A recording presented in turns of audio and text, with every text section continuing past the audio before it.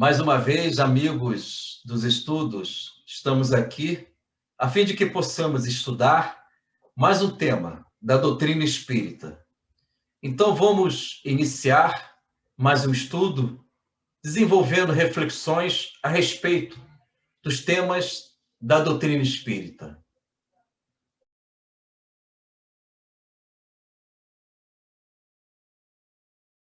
Conforme os amigos devem estar observando, eis aí o pensamento do mentor Alexandre.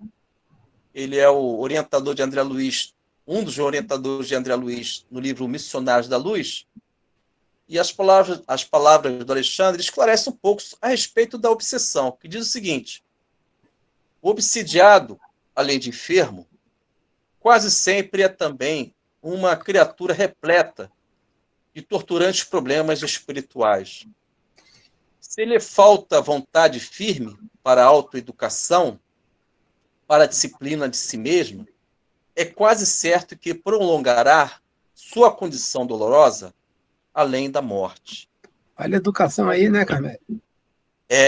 Trazendo aí o que você apresentou ainda há pouco, Paulo. A educação, ela tem a fórmula, ela nos dá os meios para que a gente possa primeiro dimensionar como é que estou mentalmente, porque a nossa vida externa, ela segue a rotina do mundo material, mas a nossa vida mental, às vezes, ela não representa a nossa vida externa. A nossa vida mental pode estar oscilando com comportamentos, com pensamentos, concepções, definições que podem incomodar e ferir todos nós.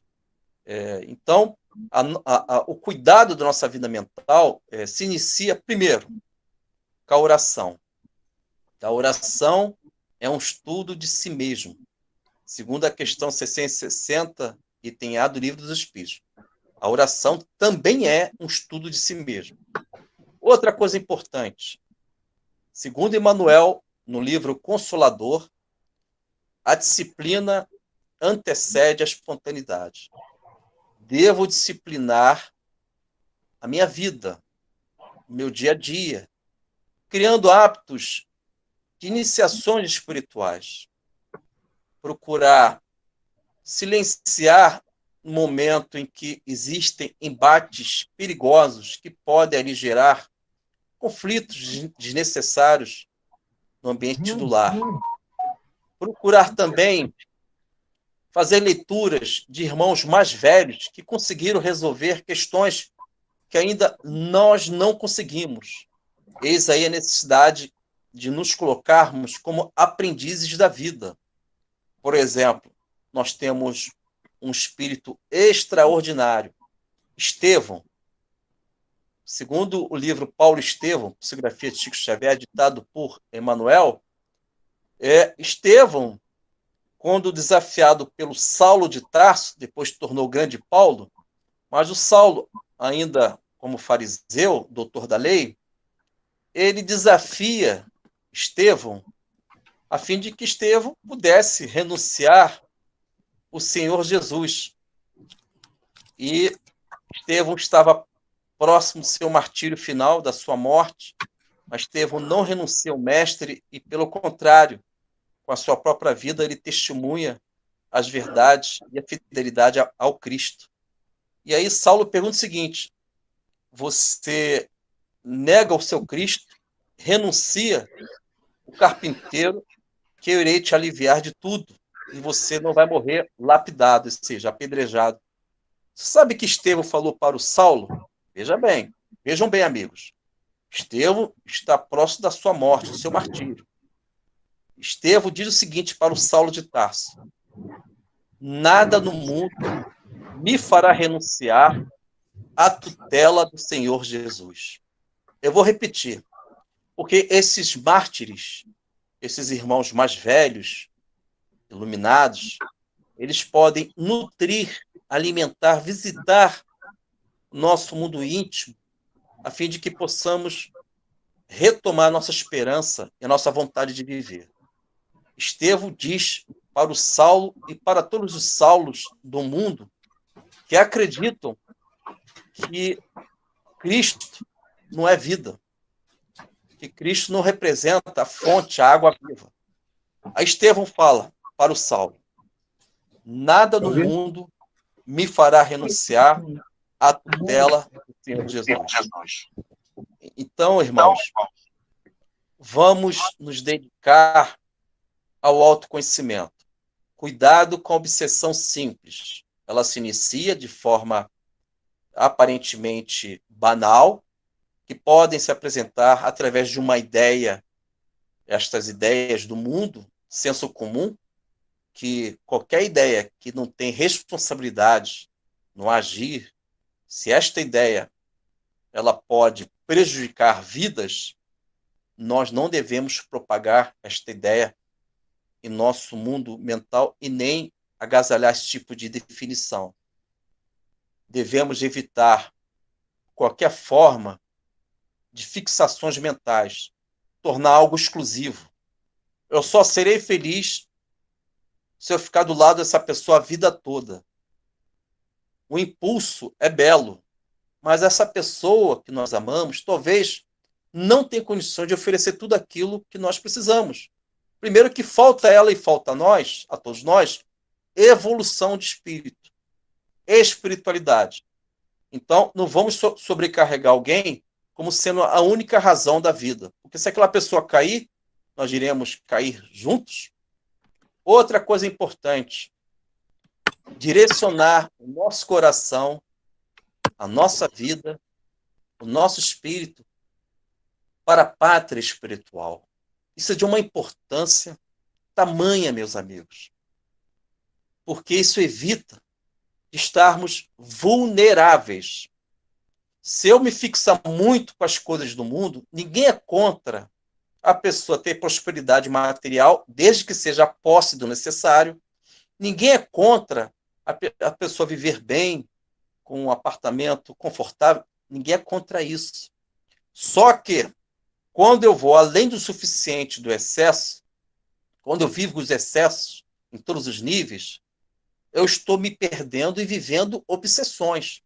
E elas já estão atingindo as minhas definições. Porque quando eu penso, quando eu conceituo a vida, quando eu estou propagando ideias contrárias ao Evangelho do Senhor Jesus, a Boa Nova, ou a doutrina espírita, ou qualquer doutrina luminosa do caminho do bem, eu estou obsediado pelo pensamento, pelas minhas definições de vida. E devemos perceber estas nossas ações. Não tomar nenhuma atitude que possa gerar consequências coletivas maléficas. Existe uma passagem da vida do Senhor Jesus. Jesus fala sobre esta parábola conhecida por todos nós, do filho pródigo. O filho pródigo tem diversos símbolos, ensinamentos belíssimos. E podemos aí configurar a obsessão, esse tema importante, que é a influência de um espírito ou uma auto-influência que nos levam aos abismos, aos erros. Então, a obsessão ela pode ser explicada através da parábola do filho pródigo. Mas como assim?